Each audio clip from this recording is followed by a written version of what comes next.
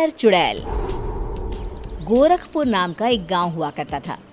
उस गांव में ज्यादा लोग नहीं रहते थे। उस गांव में एक गर्भवती विधवा औरत रहती थी। उस औरत का नाम कमला था। कमला अपने घर में अकेली रहती थी। उसके पति की सारी जायदाद उसके नाम हो गई थी, पर सभी गांव वाले उस औरत को मनहूस औरत समझा करते थे और सभी उससे नफरत किया करते थे। एक बार कमला राशन की दुकान पर खाने का सामान खरीदने जाती है। भैया जी, जरा 1 किलो दाल चावल देना। अरे हाय हाय हाय हाय हाय! अरे मनहूस औरत, मेरी दुकान में अपशुगन करवाने आ गई क्या? हैं? चल जा यहाँ से। मैं कुछ नहीं देने वाला हूँ तुझे। भाग भाग यहाँ से, चल जा, निकल। भैया जी, ऐसा मत कहिए। मैं गर्भवती हूँ, मुझे खाने की बहुत जरूरत है। मुझे खाना दे दीजिए। दुकानदार कमला को वहाँ से धक्के मारकर भगा देता है। तभी कमला रोते रोते उस गांव के किन्नरों के इलाके में आ जाती है। गांव वाले किन्नरों को उसी इलाके में रखा करते थे, क्योंकि वो लोग किन्नरों को पसंद नहीं करते थे और उनके इलाके में रहने से मना करते थे। तो किन्नरों ने उसी गांव में अपना एक इलाका बना लिया था। जब किन्नर लोग देखते हैं कि एक गर्भवती महिला रोते रोते उनके इलाके में आ गई है, तो सारे किन्नर कमला के पास जाकर उसका हाल पूछने लगते हैं। क्या हुआ बहन, तुम्हारी गर्भवती अवस्था में इतनी बुरी हालत कैसे है? तुम रो क्यों रही हो? तुम डरो मत, हम तुम्हें कोई नुकसान नहीं पहुंचाएंगे। तुम शांत होकर सब बताओ कि हुआ क्या है। मैं कमला हूँ। मैं गांव के दूसरे इलाके से आई हूँ। 2 महीने पहले ही मेरे पति की मौत हुई है। मुझे गांव के लोग मनहूस मानते हैं, क्योंकि मैं विधवा हूँ और गर्भवती भी। वहाँ के लोग मुझे खाने के लिए कुछ बेचने के लिए भी तैयार नहीं, जिससे मेरा गुजारा नहीं हो रहा था। कोई बात नहीं कमला, हम तुम्हारा ख्याल रखेंगे। किन्नर लोग कमला को एक खाली घर में रहने के लिए जगह दे देते हैं और उसकी देखभाल भी करते हैं। कुछ ही महीने बाद कमला अपने बच्चे को जन्म देती है, पर अफसोस, कमला बच्चे को जन्म देते ही अपनी जान गंवा देती है। जब सब किन्नर बच्चे को देखते हैं तो बहुत खुश हो जाते हैं, क्योंकि वो बच्चा भी किन्नर ही था। कमला ने एक किन्नर बच्चे को जन्म दिया था। अब इस बच्चे की देखभाल कौन करेगा? हम तो इस बच्चे को गांव के दूसरे इलाके में भी नहीं भेज सकते। और तो क्या हुआ, इस बच्चे की माँ नहीं रही तो हम इसे पालेंगे। अब ये हमारे इलाके में रहेगा, हमारे साथ रहेगा। फिर वो किन्नर उस किन्नर बच्चे को गोद ले लेते हैं, उसका नामकरण कराते हैं। उस किन्नर बच्चे का नाम शक्ति रखा जाता है। देखते ही देखते शक्ति बड़ी होने लगती है। उसके रंग रूप बहुत सुंदर थे। वो बहुत सुंदर किन्नर दिखती है।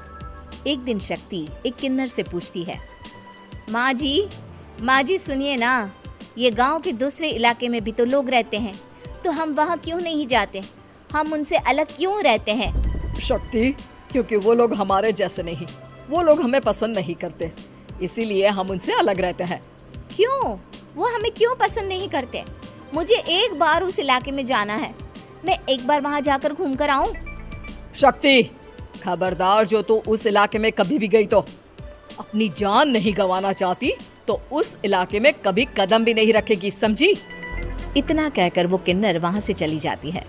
शक्ति उस किन्नर की बात सुनकर बहुत रोती है। माँ जी, ऐसा कैसे कह सकती है? उन्होंने इतनी सी बात के लिए मुझे इतना डांटा। अब तो मैं उस इलाके में जरूर जाऊंगी। फिर एक दिन शक्ति गांव के दूसरे इलाके में चुपके से जाती है। ये लोग तो हमारे जैसे ही इंसान हैं, तो ये हमसे नफरत क्यों करते हैं? जब शक्ति उस इलाके में पहुंचती है तो गांव के सारे आदमी उसके रूप से मोहित हो जाते हैं। वो लोग ये अंदाजा नहीं लगा पाते कि वो किन्नर है। शक्ति की सुंदरता देखकर सारे गांव वाले उसकी तारीफ करने लगते हैं। तभी गांव का चक्कर लगाने गांव के जमींदार का बेटा हर्ष वहां पहुंचता है। हर्ष भी दिखने में बहुत सुंदर होता है। जब हर्ष ने शक्ति को देखा तो वो भी उससे मोहित हो गया, और जब शक्ति की नजर हर्ष पर पड़ी तो वो हर्ष को देखकर मोहित हो गई। आपको पहले कभी इस गांव में देखा नहीं। इस गांव में आप नए हैं क्या? जी नहीं, वो मैं बस। तभी शक्ति बोलते बोलते रुक जाती है और मन में सोचने लगती है, अगर मैंने इनको बता दिया कि मैं दूसरे इलाके से आई हूँ तो वो समझ जाएंगे कि मैं किन्नर हूँ, इसलिए मुझे इनसे झूठ ही बोलना पड़ेगा। शक्ति हर्ष को कहती है, जी हाँ, मैं इस गांव में नई आई हूँ, यहाँ अकेली रहती हूँ। वैसे आप कौन है? आप भी इसी गांव में रहते हैं? जी हाँ, मैं इस गांव के जमींदार का बेटा हूँ। आपको किसी भी चीज की जरूरत पड़े तो आप मुझे बता देना, मुझे अच्छा लगेगा। ऐसे ही शक्ति और हर्ष एक दूसरे से रोज मिलने लगते। वो दोनों अपने प्यार का इजहार करने एक दूसरे से मिलने जाते हैं। तभी शक्ति का पीछा करते करते एक किन्नर वहां आ जाती है। शक्ति, मैं तुमसे बहुत प्यार करता हूँ। मैं तुमसे शादी करना चाहता हूँ।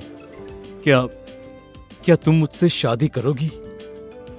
हाँ हर्ष, मैं तुमसे शादी करूंगी, पर मैं तुमको अपने बारे में एक सच्चाई बताना चाहती हूँ जो मैंने तुमसे छुपा कर रखी है। तभी उनके बीच में ही वो किन्नर आ जाती है। शक्ति, तेरी हिम्मत कैसे हुई ऐसा करने की? वो किन्नर शक्ति को खींचकर गांव के जमींदार के पास ले जाती है। हर्ष भी वहां शक्ति को बचाने के लिए पहुंच जाता है। जमींदार शक्ति और हर्ष के प्यार के बारे में सुनकर गुस्से में आ जाता है और शक्ति को गांव के बाहर निकालने की सजा देता है।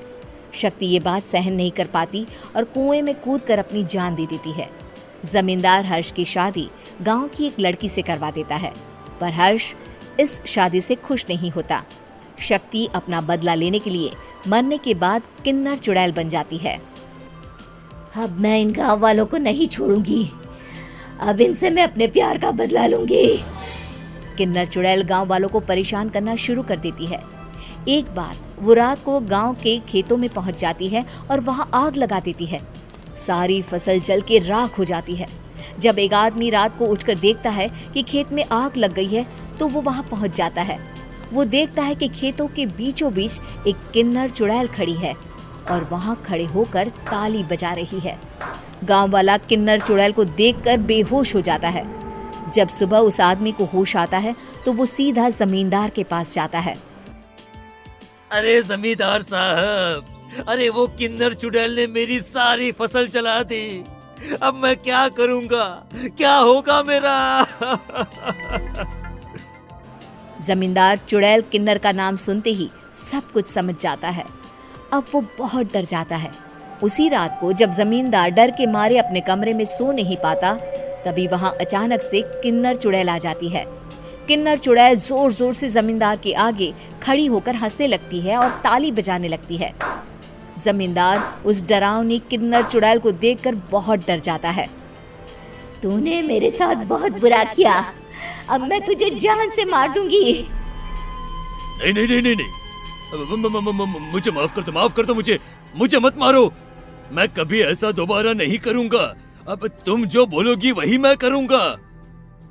ठीक है, मैं चाहती हूँ कि किन्नर इलाका गांव के इलाके से जुड़े और गांव का कोई भी आदमी किन्नर समाज से द्वेष ना करे, उससे नफरत ना करे, नहीं तो मैं सारे गांव को मार दूंगी।